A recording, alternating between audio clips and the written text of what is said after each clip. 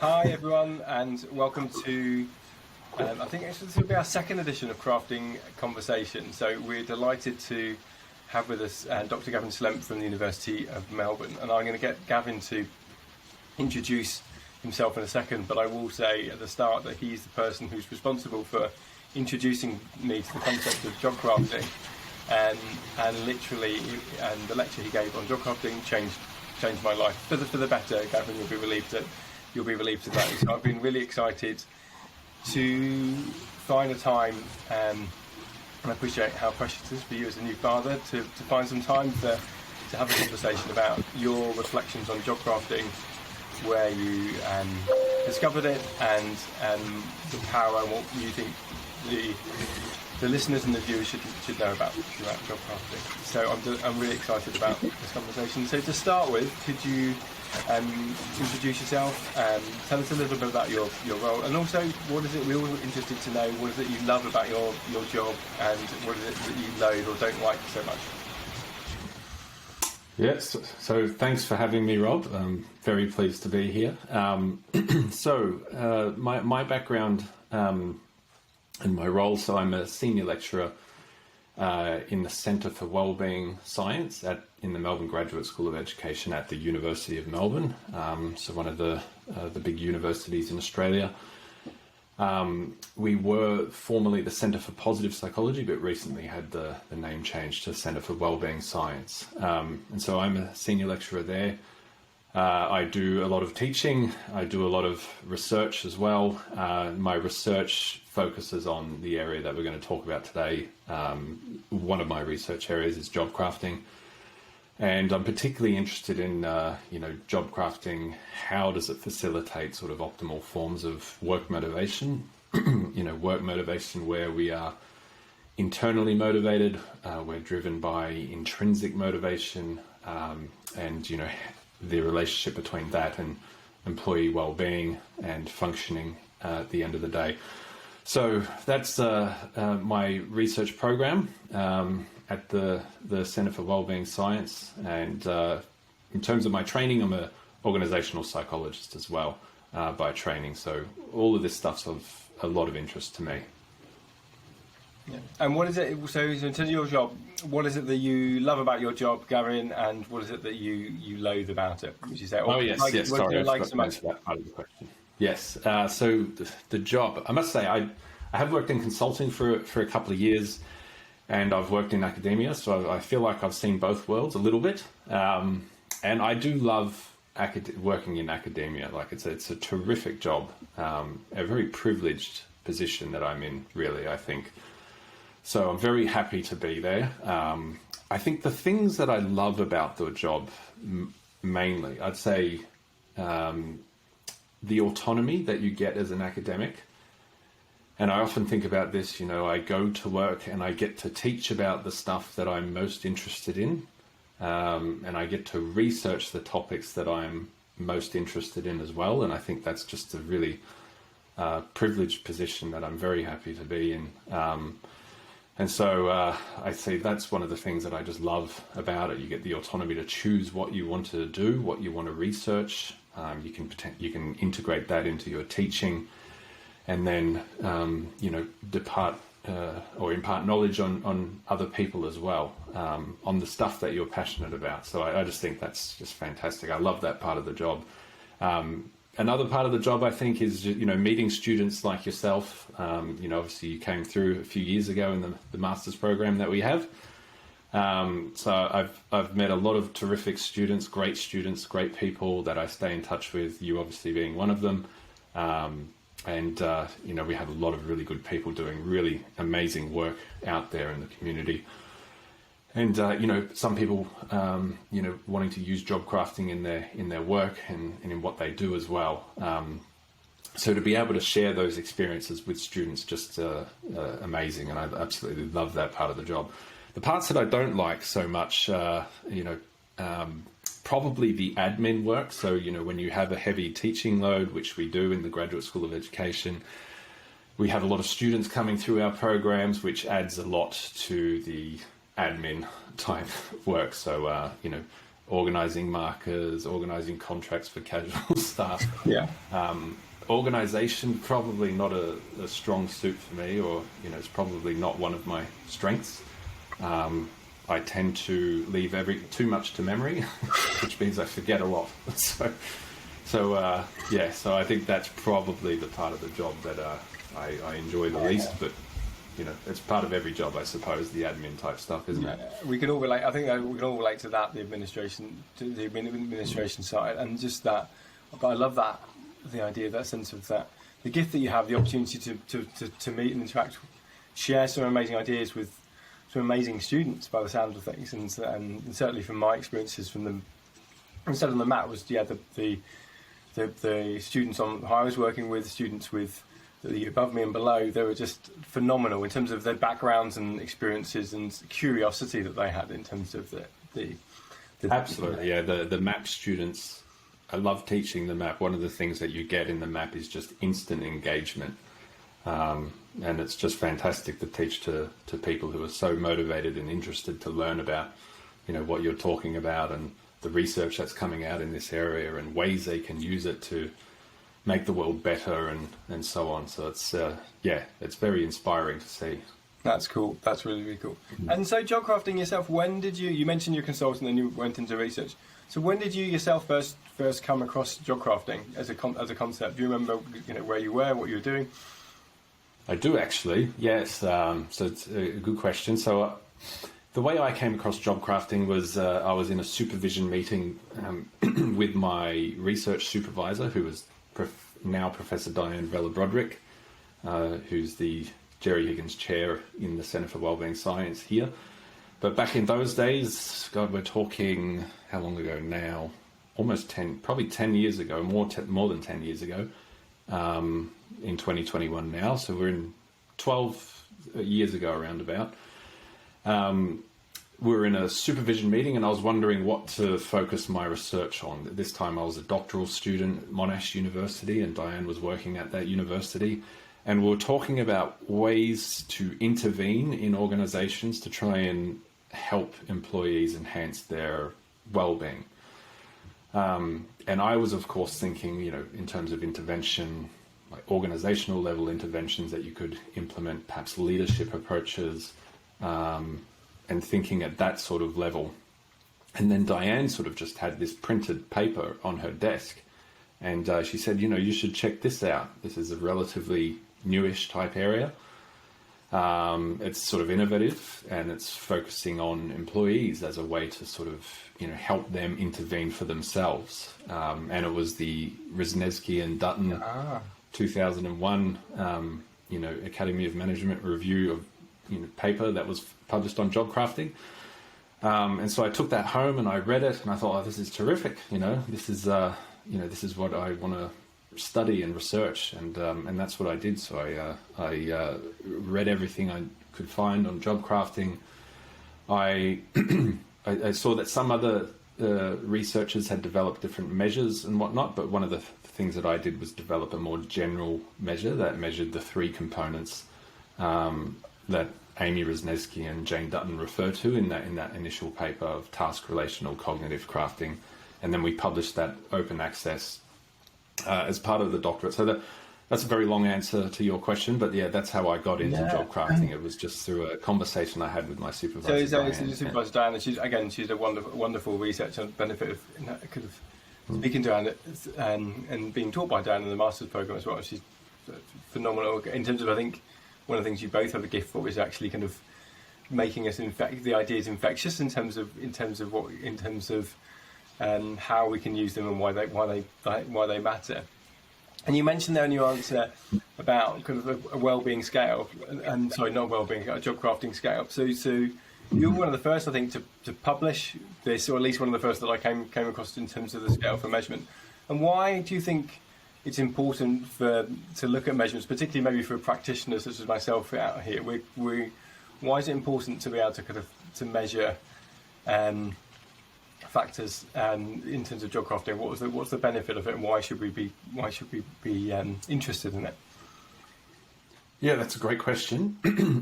So I think you should be interested in measuring it because then you can track whether it's changing over time. You can see whether, there's different parts of the organization that are doing it more or less. You can examine whether, if an organization sort of implements an intervention trying to foster and cultivate, job crafting, you can track whether it sort of changes over time. And so research, measuring job crafting is really central to that. And then the measures that are out there, so there's actually quite a few different job crafting measures. But that measure that I was speaking about is available to the public. We published it open access. So if they go to the International Journal of Wellbeing, they should, people will be able to find it. And it measures the three components of job crafting. So task, relational, cognitive crafting. And then if you measure them, you can understand what types of job crafting people are doing more or less of, and potentially how you can help them do more of, the ones that perhaps they haven't really thought about much. I find when I speak to people, a lot of the time they don't think about the more cognitive approaches to job crafting, and it's primarily focused on what people can do to change the actual tasks of their work. Whereas I find cognitive crafting is really central to the experience of work. It's thinking about the impact that you're having, thinking about your contribution to other people or the organization, perhaps even the community that your organization is connected with. These types of things are really central to our experience of work, and measuring them helps us sort of keep track of them, monitor whether things are changing, intervene where we need to, and work out where we need to intervene, and all these types of things. So it's really beneficial, I think, to measure it in organizations. Yeah. That's great. And I think for me as well, when I started looking at interventions as well, having a robust kind of validated scale was so important in terms of actually being able to see what the impact is. So I've used your scales to look at kind of pre and post kind of interventions as well. And one thing you mentioned as well there is in terms of the type of job crafting that people are doing as well. So in terms of the kind of the intention that people are doing it in different. And one of the things that I think this has led me to realise as well, and this is benefiting from your scales, is that in different environments people tend to craft sometimes in different ways as well. So that you'd find for certain people task crafting is easier, but for other industries where you can't craft your tasks as easily, actually people might tend to do more cognitive crafting, such as in contact centres that I've come across as well. So it's a really useful way to give people insights into to job crafting. And how do you spot? How do you sorry, Gavin, to respond to that? And how do you spot a good scale? I was going to say, responding. How do you spot a good scale for the practitioner? What should we be looking out for? Oh, that's a good question. There's lots of good job crafting scales out there, and each of them, I think, has different strengths and weaknesses. Maria Timms and Arnold Backer published a scale just before the one I published.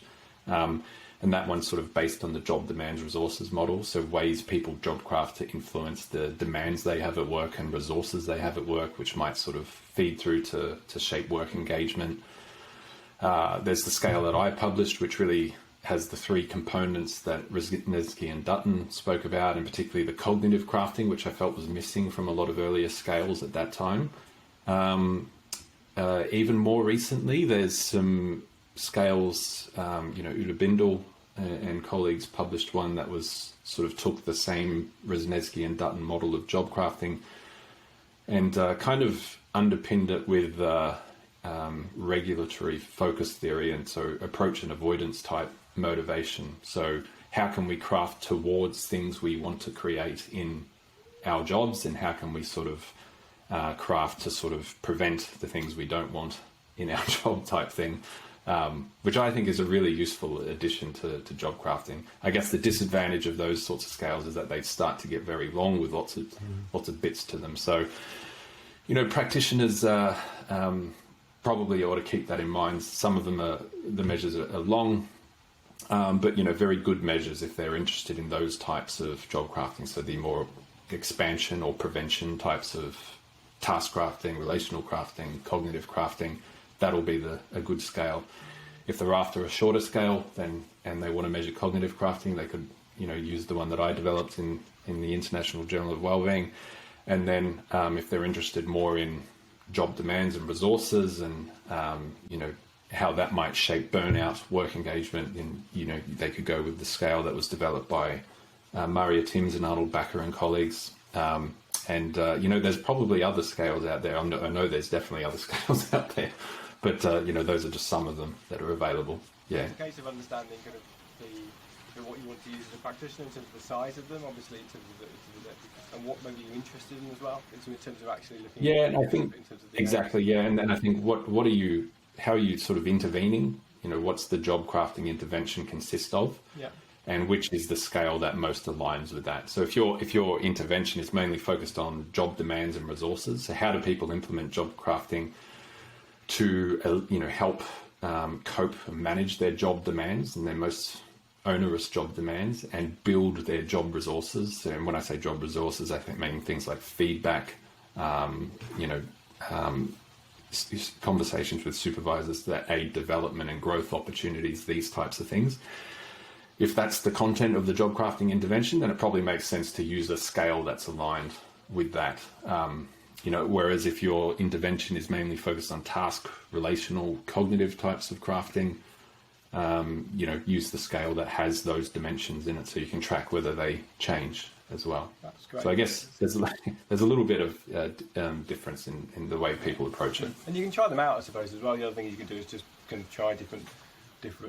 That's right. Yeah, exactly. They can try, have a look at the items, see which ones make most sense for their context. They're all very good scales, psychometrically valid and all that. So I'm sure they'll be fine with whichever one they choose in the end. But a plug for Gavin, as Gavin and Diane Velopolovics had a really, really nice scale and open access as well, so people want to find it. The one thing that we share in terms of an interest is in terms of self-determination theory and how job crafting actually supports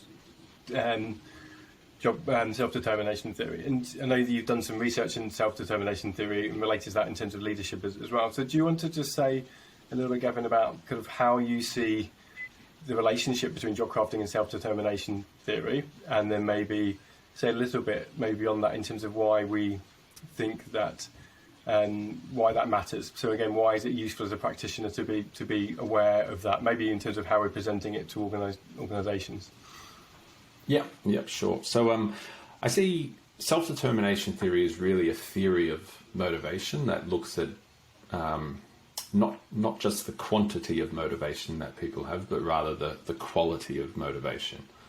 So how can you be motivated for the right reasons? And then the good reasons to be motivated, the more internal reasons. So we're working purely out of enjoyment or interest or because we value the activity, and it's volitional types of behavior and motivation. And so that's what self-determination theory is about. And I see job crafting, I mean, when I saw job crafting, I thought, that I saw it aligned, almost immediately, because I thought, job crafting is a way that we shape our job or our role to be in line with what we want to achieve and, our own interests, our own passions, these types of things in the workplace, which is really, when you think about it, it's going to help facilitate, more intrinsic motives for work. It's going to help us sort of live by our values in the workplace and, potentially increase the value that we have for our work. And see the value in our work more. And so all this might help sort of facilitate those internal types of motivation that are really talked about within self-determination theory. And so that was where I saw the link originally. And then I also, part of self-determination theory as well. So self-determination theory is actually a collection of smaller theories.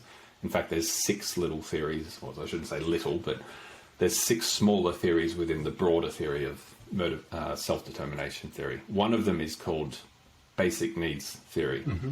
And so this is the idea that human beings have basic psychological needs that they need to have satisfied in order to function well and exhibit optimal performance and well-being. And these are the needs to feel autonomous, the needs to feel competent in what we're doing, and then the need to feel related to others. So we have mutually beneficial caring relationships in life and in the workplace and so on. And so I saw job crafting as a way that people could try and help create need-satisfying experiences for themselves in the workplace. And so that was a natural link that I also saw. And so others have studied that. So I did a study, part of my doctorate as well, quite a few years ago now, where I sort of looked at the relationship between job crafting, or the dimensions of job crafting, and those three needs, to see, whether it helps to sort of facilitate well-being. And we found that it does sort of, or at least explains the data in such a way that it suggests that people craft their job to help satisfy their basic needs, which in turn sort of facilitates well-being in the workplace. Resnesky and Dutton, in their original paper on job crafting, suggested that those three needs might be motives for job crafting. So they might form the motivational foundation that sort of drives job crafting in organizations. And in that case, those three needs would be more, antecedents or predictors of job crafting rather than the other way around.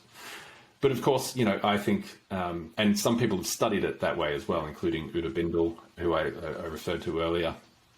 And that makes absolute sense, and I completely agree with that.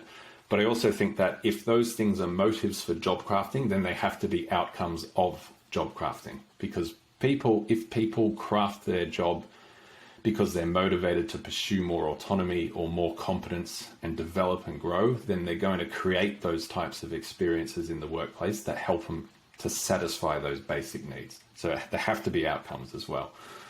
Hopefully I didn't think that all makes sense. So it's around. So I've always seen it as a bit of a vessel, as a job crafting as a mechanism to kind of make this happen. So in terms of looking at the outcomes of this as well. But certainly when I relate this concept to groups, organisations, they see it as actually saying, actually this is one of the things that I would like more of. I'd like kind of more opportunities to use my strengths and to apply my skills. So there's competency aspects. And I just certainly want more autonomy. I think there's no group that I could have worked with that's saying, actually I want less autonomy in terms of what I'm doing. And the idea of kind of relatedness or connection to others and purpose, what they're doing, so everyone's looking at. So that makes complete sense to me, the fact that actually it can be a motivator and the kind of outcome of it. That's really nice. And I hadn't even thought about it quite in those terms before, Gavin. So that's really useful to kind of to explore it. And I think so thanks so much for that.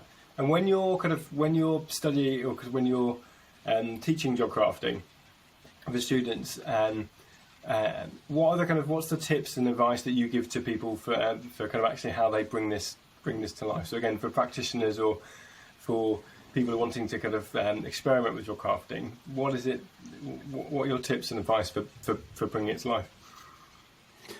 Yeah, that's a good question. I must say, a lot of my tips, I think, come from the work that you did, and the sort of the practical sort of work that you do, and the ways I can learn from the way you approach things as well.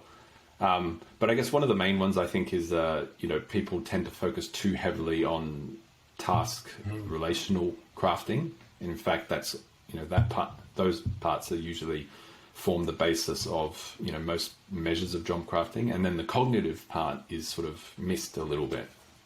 So the cognitive part, which is really about shaping the way we think about the job, our cognitions about work, the meaning that we associate with work by perhaps taking steps to think about what we're doing in the workplace, how we're having an impact on other people. Can we sort of focus or think about the parts of the job that we like more, to try and create, that sort of satisfaction in the workplaces and that sort of thing. That sort of stuff, occasionally gets missed, and I think people focus too heavily on the task and the relational types of job crafting. And I think the cognitive crafting is such a powerful type of job crafting that you could really use to shape your work experience. And particularly with jobs that are low in autonomy, cognitive crafting is always possible because, each job has a purpose. And so you can think about the reason you're there and the impact that you're having. And if it didn't have a purpose, then you wouldn't have the job. So it has to have a purpose or a function. And so to start thinking about that, you start to see the meaning. I was in a conversation recently, actually, and the conversation went to truck drivers, and truck drivers tended to have lower sort of well-being, at least according to some surveys that were distributed in Australia. And the comment was, it's very difficult for people who are truck drivers to job craft. And I thought, well, what about cognitive crafting? They could think about the impact that they're having. And if you think about what would happen if truck drivers didn't exist, well, it would be absolute chaos. There would be starvation across the country, particularly a country like Australia, where I am, where, food has to be transported over long distances and, into supermarket. People would starve. So, you can start to think about those sorts of things, and the impact that people have, and the real impact that those sorts of truck drivers have on people's lives at the end of the day, and not just them, but any occupation as well. So that would be. That's a lovely insight. I love the cognitive crafting. I think again for me, reflection is that often you have the conversation say, well, they can't job craft. So again, sometimes I think before testing this, people make assumptions on behalf of other people. Yet I find that actually when you test this, people are kind of thirsty for the opportunity to kind of find a way to kind of shape their jobs in any way that they can. So once you introduce this idea to them, then they're like, yes, I can find a way of, maybe if I can't change my task, maybe it isn't how I think about these things. But you don't know until you test them. And I think one of the challenges for bringing job crafting into the real world, and organisations are saying, they make assumptions on behalf of their workforce that they can or can't do this, or they do and don't need this. And I think that's to the detriment of employees potentially. Absolutely, yeah. And I think, to really understand how it would work in that profession, you have to get in that profession and ask people and show them and get them to sort of experiment with it, to show us how they would do it in that role.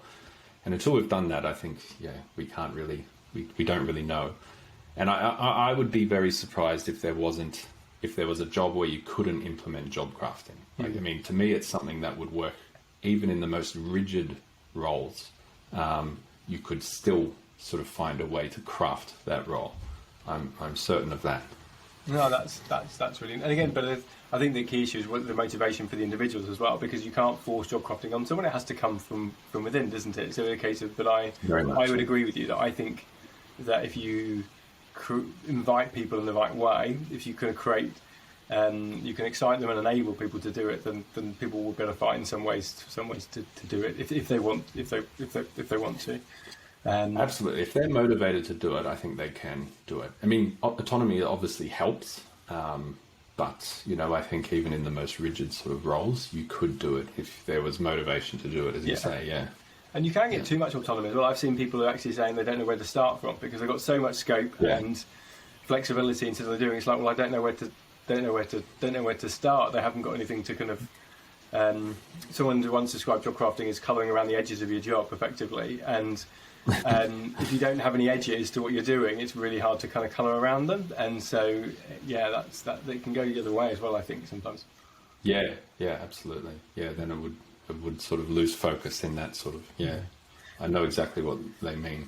So you've talked about your starting of your kind of journey in job crafting in terms of looking at a little bit of wellbeing and looking at relationships to self-determination theory. And I know you're interested in terms of getting insight into your future research or future interests. I know part of this is around coaching and job crafting. Can you just say a little bit about that and the kind of areas that you'd like to, we're hoping to investigate and will benefit from your research from in the future? Yeah, sure. So I thought job crafting has a huge literature on it now, so hundreds and hundreds of studies on it. Most of them showing that it sort of has some sort of positive relationship with well-being, and so people who do job crafting are more likely to have higher well-being, etc. Coaching is very similar. Coaching generally is shown to be effective in the workplace in terms of linking with performance and well-being as well. And so, I see those things going together. You could initiate coaching conversations in the workplace that are focused around job crafting, to help people craft their roles, to help people do job crafting in ways that are more effective for them. because job crafting is effective, but it can be done in ways that are not very effective and can actually, be to the detriment of other people and to oneself as well. So I think it's very important to keep that in mind, to make sure not only that people are doing job crafting, but they're doing the right kind of job crafting, the kind that benefits people. And so there were some studies, a few years ago, looking at ways that people engaged in job crafting, and it was, when people tried to reduce, some of the demands, particularly the very hindering types of demands in their roles. In one study, they showed that they would offload it to their peers in the organization, which would actually enhance the burnout of their peers while their own burnout went down. And in another study, people would craft by trying to delay doing those tasks, those really terrible tasks that no one wants to do, for me, the admin type tasks. They try to delay them for as long as possible, and eventually they're just going to have to get done. And, there's going to be a tipping point at one stage. And then, when that happens, it's going to sort of create burnout in the future. And so, those sorts of things I think is very important to keep in mind when, we try and encourage job crafting. We help people do it in the right way. And I think coaching conversations are sort of perfect vehicles to help enable that. So coaching conversations tend to take place over time, over multiple weeks. You can just have those conversations about, how are you going with it? What have you been doing? And help people, as they experiment with it in the workplace, and keep it front and center of their mind as well.